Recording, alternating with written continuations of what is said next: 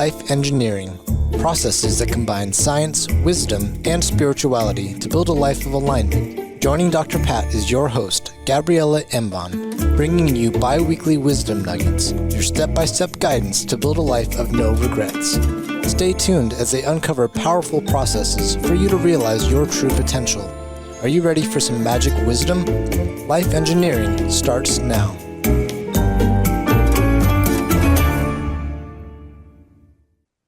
Welcome, everybody. Welcome. This is a special edition.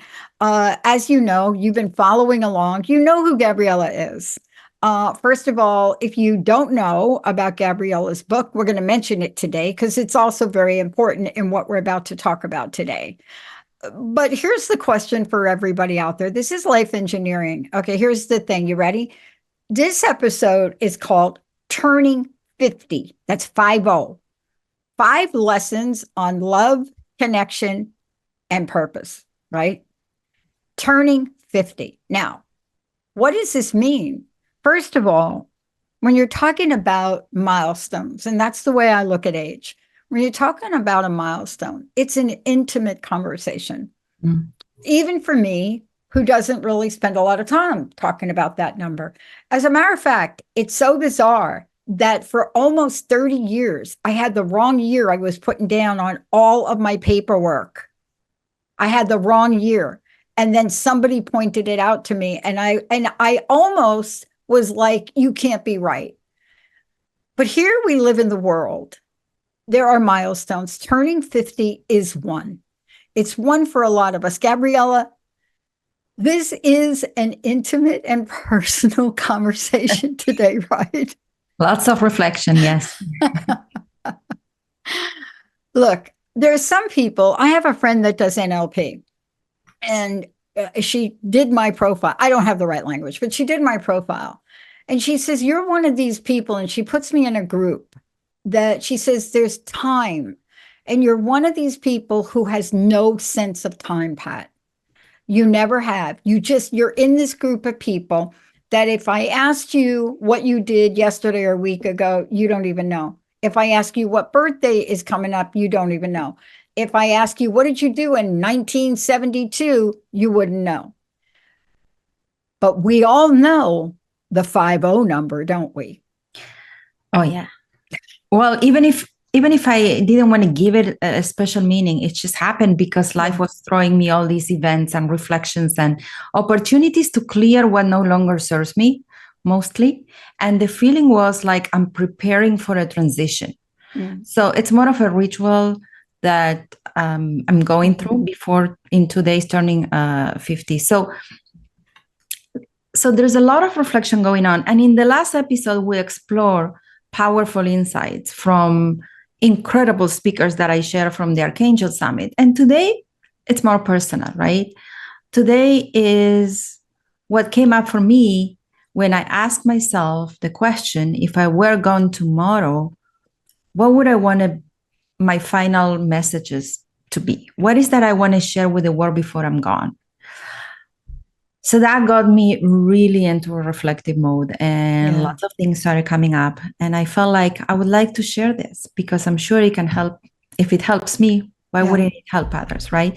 So that's the main goal of today's episode.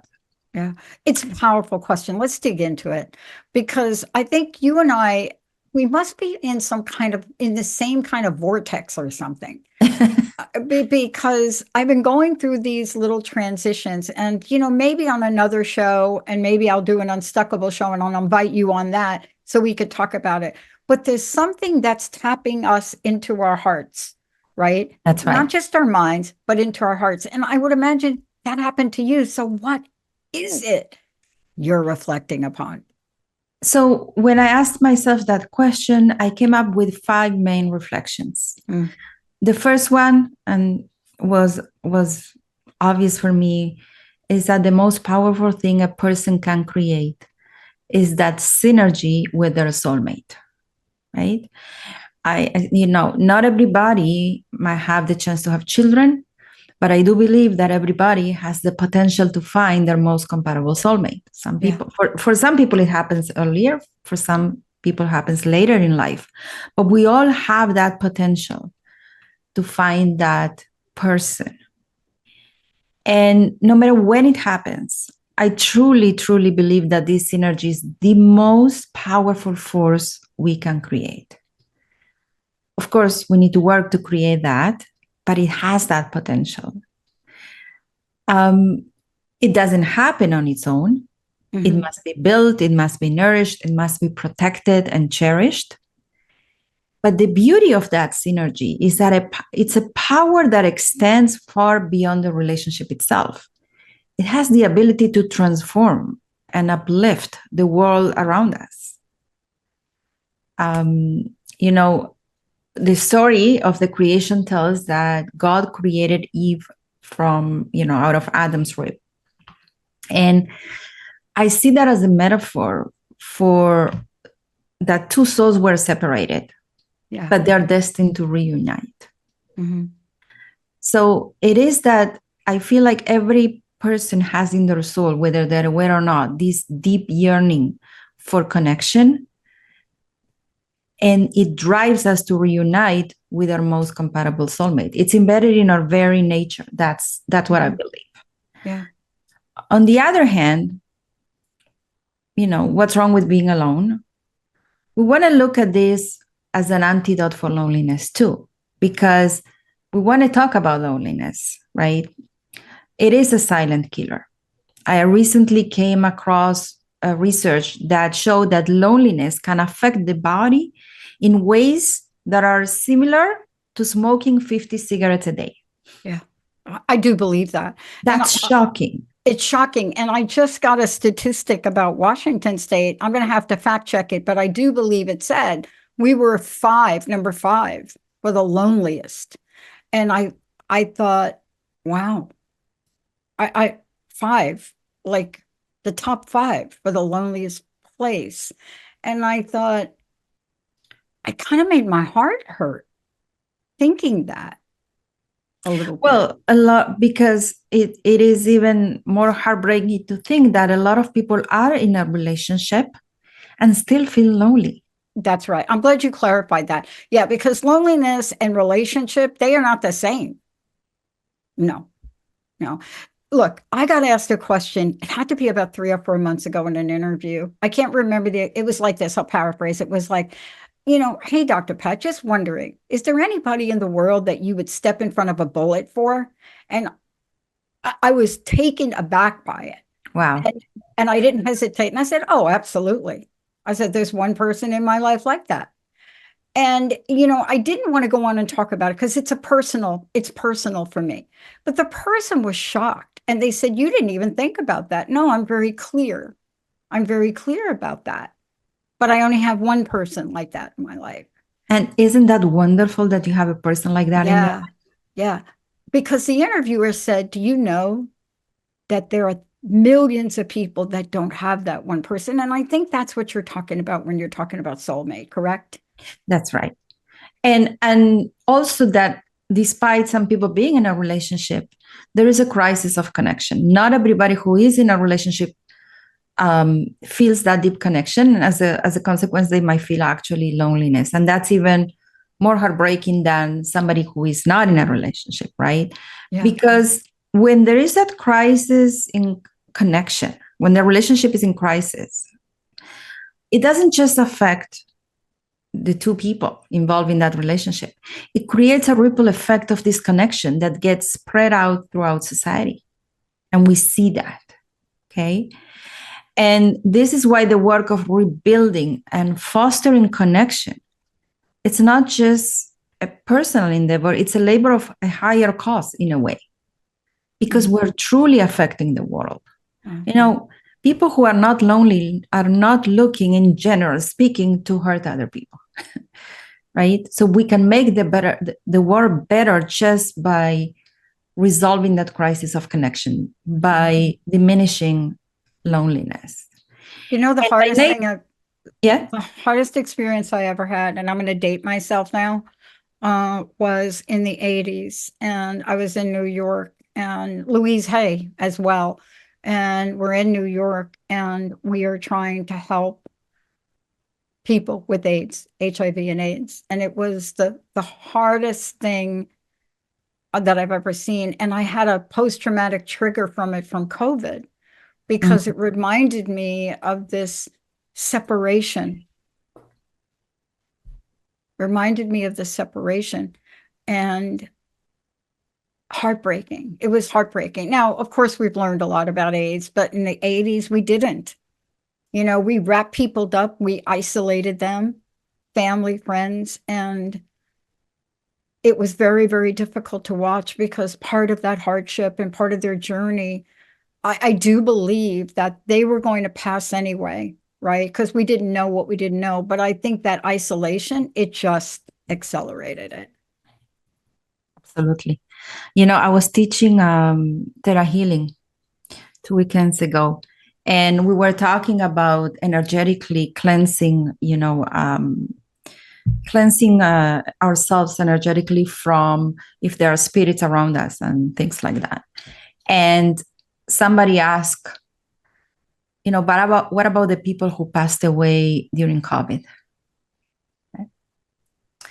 And we see that people who passed away, the spirits of people who passed away during COVID are not shining the same light as the people who passed away around their loved ones.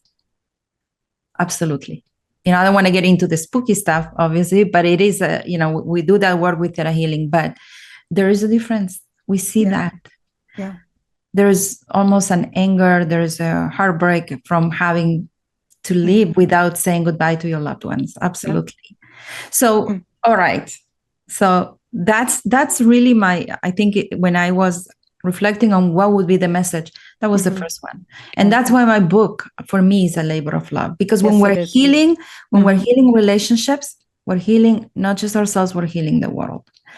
And that's what the book is all about, right? Helping couples build that strong connection and eliminate loneliness. So then I asked, okay, well, what else? What are the other messages that came up for me? One was that one of the most powerful things we want to remember is not to compare ourselves. Of course, age gives you permission to stop doing that, but not to compare ourselves. But, I find that when people compare themselves, and we do that, right? It's pretty innate in us. We either feel that we are higher than others, or we feel we are lower than others, depending on how your self-esteem is feeling on that day, or what you're trying to correct. But the idea is not to feel we are above others, not to feel we are below others, not to feel we're at the level of others either. The idea is not to even consider others at all, and just view ourselves as, I'm not more, I'm not less, I'm not equal, I'm me. And when I'm comparing, I can only compare, am I in alignment? Am I my true self, or I am not my true self? I'm not in alignment. So am I being true to myself and authentic, or am I not? So I think these are the two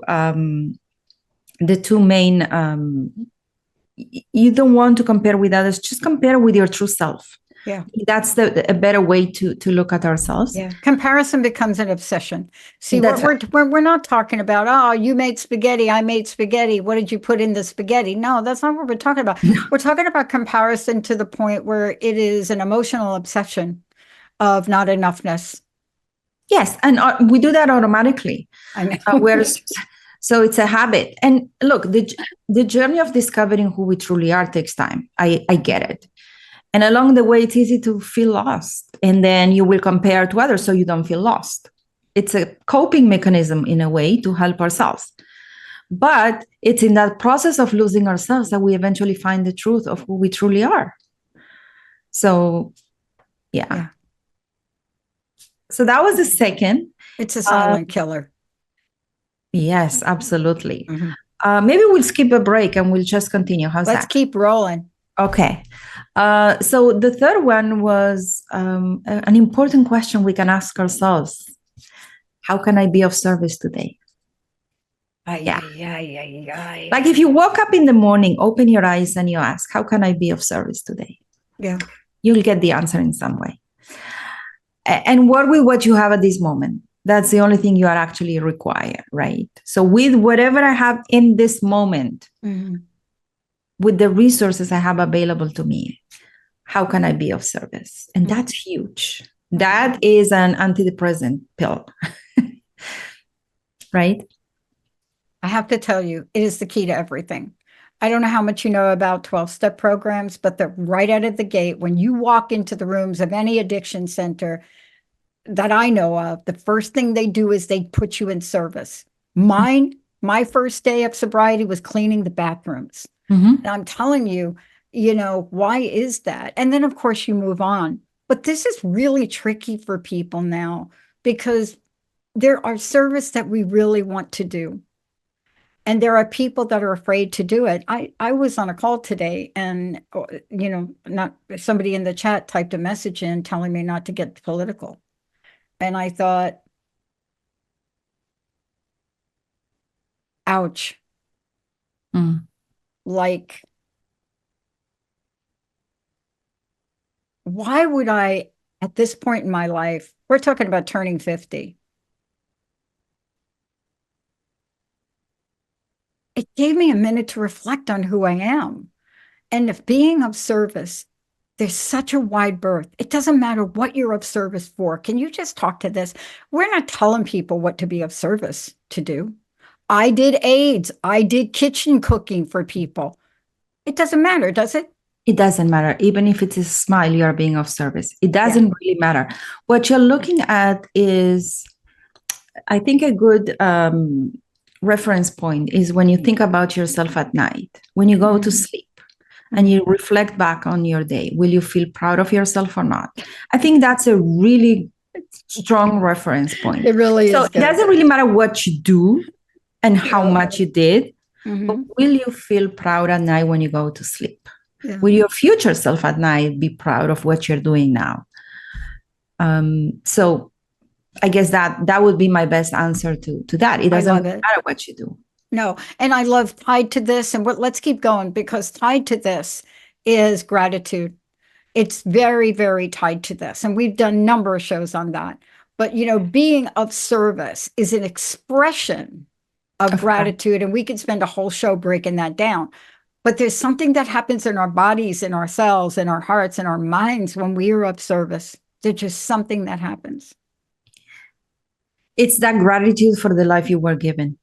It's like when you understand you matter and you're grateful that you were giving this life. If you're grateful you're giving this life, it means your life matters. If your life wouldn't matter, you wouldn't be grateful about it, right?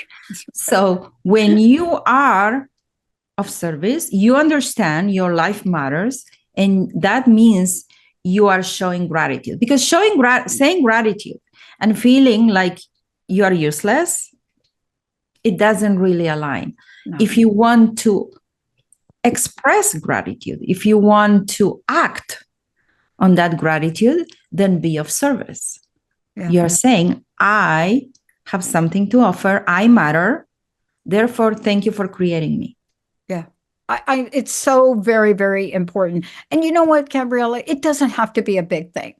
No. I play a sport on Saturdays, and one of the things I can do is help put the tables up and break them down, because the gentleman that runs the place is 87 years old. He's one of my coaches, but that is a small thing. So often we ask ourselves, well, that's not really of service. It's not big enough. It doesn't matter. It doesn't matter. In fact, and that ties to the next point. When you say it doesn't have to be big, we're going to talk more about that. It usually is not the big things that will create the most amount of impact. So we're looking at impact, not at the size of what you're doing, right? And if you were able to impact that person, and that person, because of that, will impact someone else, or will actually, be not hurt themselves on that day, that's huge impact. Yeah. Yeah. Well, and you need to work with what you have. Like if you have now $1 million to create a lot of impact, then obviously, right, being of service, use them. But if what you have right now is half of a cookie, and with that half cookie, you need to make impact, then give half of the cookie to your neighbor. Yeah. It doesn't really matter. What matters is that you use what you have in this moment to the best of your abilities. Yeah. And that really brings us to the next one, because the next one is really, really, it's this one here is the one that I had to work on as a kid, because I didn't think I had this. I didn't think I had freedom, because I didn't think that this thing that I had to harness, I didn't think I had. And that's the Choice. power of choice. The power of choice. But it is the only freedom we really have. Absolutely. Complete. And we talk a lot about that in the previous episode. We talk about that the conscious choice lies between, right, our thoughts and feelings and our actions. It is in that gap between the two of them that we actually can choose to act based on how our future self will feel at night. And that ability to truly choose and not let our thoughts and feelings take over, right? That conscious choice requires one of the qualities that are extremely important for us to live well, to have a quality life, and is self-regulation. Now, I talk a lot about self-regulation when I coach young adults. Because it feels sometimes that we are losing that when we are being told that everything is good, everything is accepted, everything is fine, nothing is off. Well, there must be some self-regulation, because otherwise then I will completely act based on what I'm feeling. And if that was the case, I would be eating cake every day, all day probably, because I have a sweet tooth. So it is self-regulation that allows us to truly make that conscious choice and tap into our freedom. And it allows us also to evolve. If we were created, designed that way, that we have the subconscious, we have our thoughts and feelings, and we also have our ability to act, and they don't always go hand by hand. If we require self-regulation, it must be quite important. Yeah. Look, I mean, we're talking about the power to choose this or that. And a lot of people want to make it much more complicated. It's a power to choose this or that. And yes, there are a lot of gray areas that we have to consider in life. But if you're somebody like me, I get to choose whether I'm going to take a drink today or not. Today, I choose not to. Right? But this is so important to remember, that each of us has the power of choice in our lives. And that is so freeing. It is. And I think it has to be taught to children at a very young age. I think so too.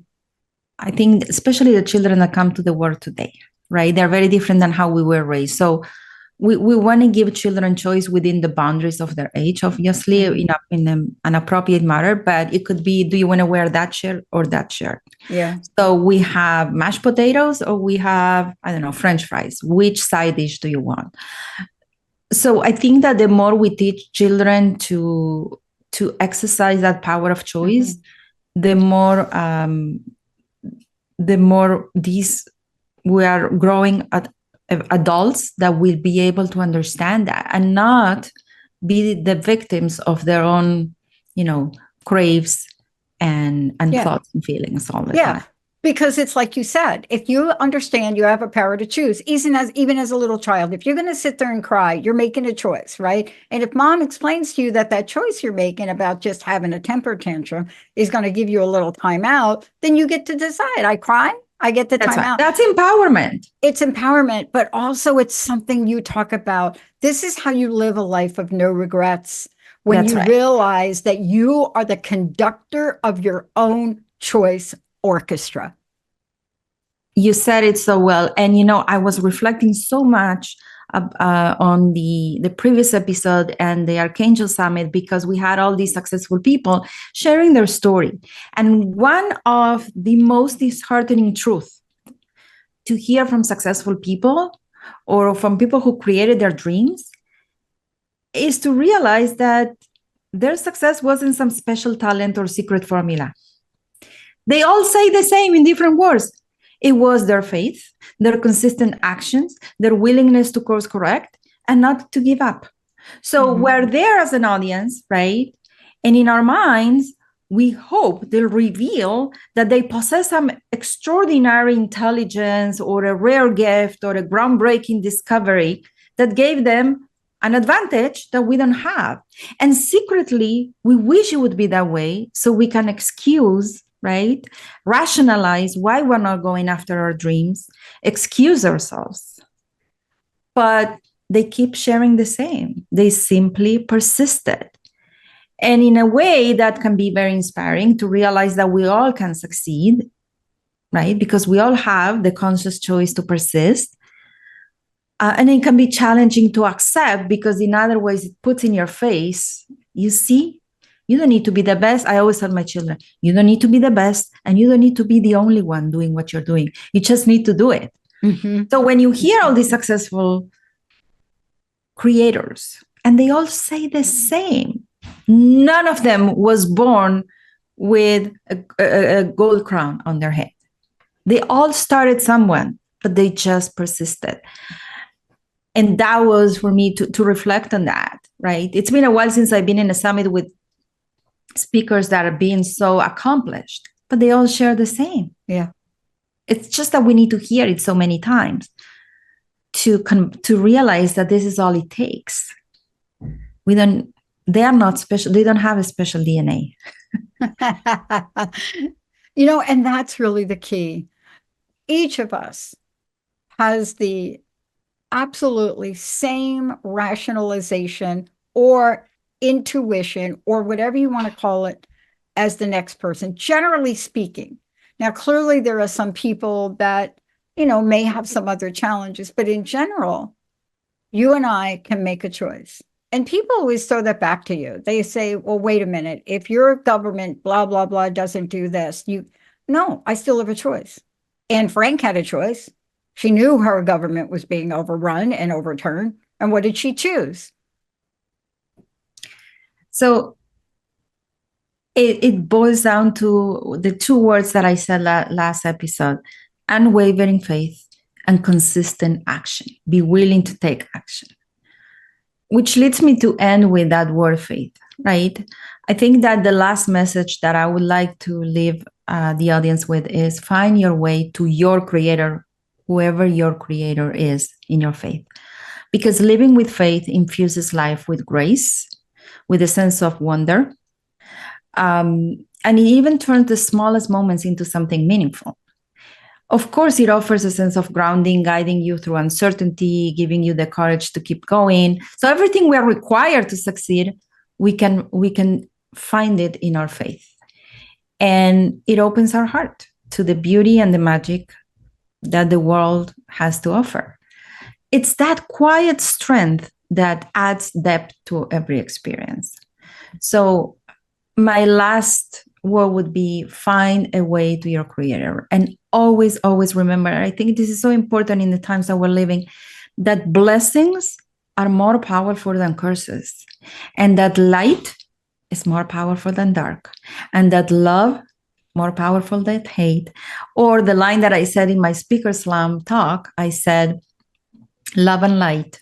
Reveal the light because love and light cure all boo-boos.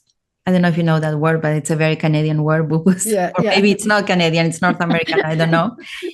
And I said the power of yes has the power to change the world because it's one world. And I use my hands to say it's one world, one mission, and many of us. And that's what we want to remember. Gabriela, thank you so much. Please tell people how they find out more about you, more about the Academy, and how they do get a copy of your book. So they can find me personally as a coach at GabrielaEmbon.com with one L, Gabriela, or coachingacademy.net. That's the life coaching school. And the book, Becoming a Power Couple, 4 Pillars to Engineer Legendary Marriages, is available on Amazon. So if you Google Gabriela Embon on Amazon or Power Couple, you'll find the book. Thank you so much for this. And for those of you out there, today we're talking about turning 50, but there's so much more here. If you've missed any part of this, go back. And as usual, what Gabriela does is she leaves us with something powerfully so that we could choose how we're going to act in the world today. That's what this is about. You have a choice. Are you going to be of service today? Are you going to let go of regrets? Are you going to stop comparing? What can you do? Just pick one thing, because that will start a ripple effect. We'll see you next time. You have been listening to Life Engineering, processes that combine science, wisdom, and spirituality to create a life of alignment on TransformationTalkRadio.com. Join host Gabriela Embon and Dr. Pat every first and third Tuesday at 11 a.m. Pacific for bi-weekly wisdom nuggets on how to create your perfect synergy between your mind, body, and spirit in order to realize your true potential. For more information, visit Gabriela at coachingacademy.net.